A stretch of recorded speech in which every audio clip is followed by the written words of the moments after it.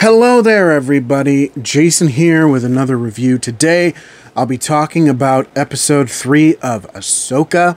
Now, I wasn't planning on doing an episode-to-episode review of Ahsoka. I had other plans with how I was going to do that, but after seeing this episode, those plans sort of changed. It really demonstrates to me a big problem with how Disney is handling their release schedule, specifically with miniseries, and I'm going to get into that. But before I do, I will be talking some spoilers on the episode, so if you haven't seen episode 3 of Ahsoka yet, and you don't want it ruined for you, stop the video, head over to Disney Plus, check it out, and come on back and we can talk about it. But now that we're past the spoiler warning, let's get into this, shall we?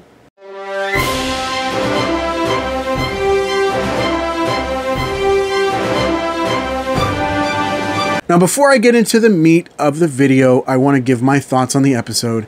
I thought it was pretty good for a setup episode, an episode that kind of leads us into something else.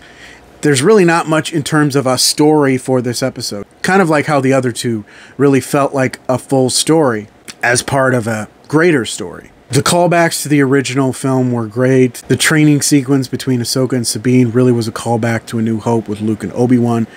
And then the fighter chase in the main portion of the episode really felt like classic Star Wars starfighter chases, very similar to the TIE fighter attack after they escaped the Death Star. And there were some really interesting character moments.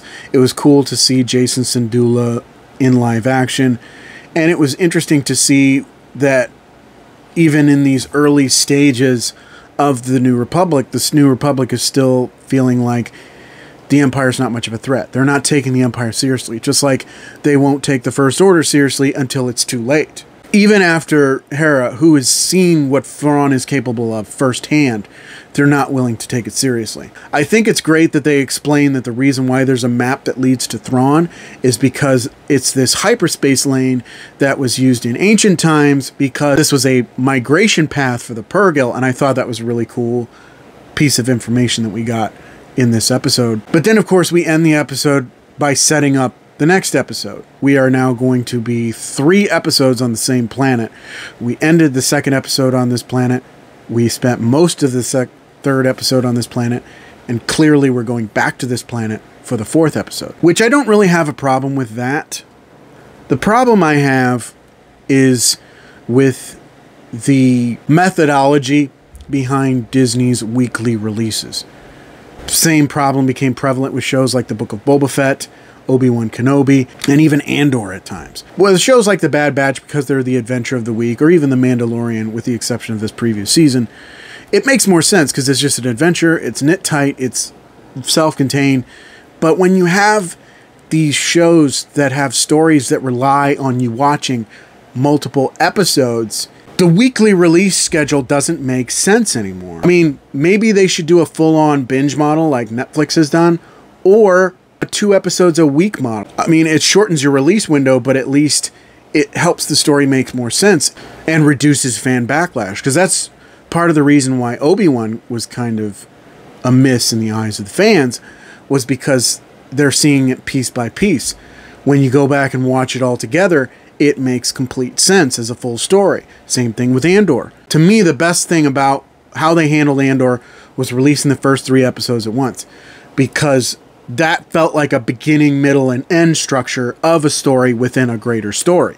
Had they just done that with the remainder of the season and released 3 episodes at the same time, then it would have felt more like a beginning, middle, and end structure instead of just something that's so incomplete.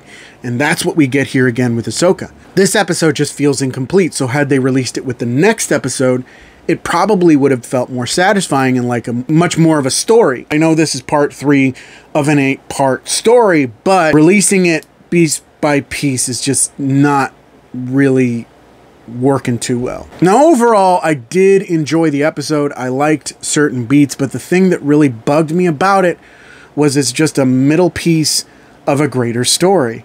So it didn't really have much of it. It's like it's starting to get a little old, the whole see you next week vibe, if you at least have something to end on that gets the blood boiling, maybe I would be a bit more enthusiastic about this episode. So as a result, I'm going to give it a 3.5 out of 5.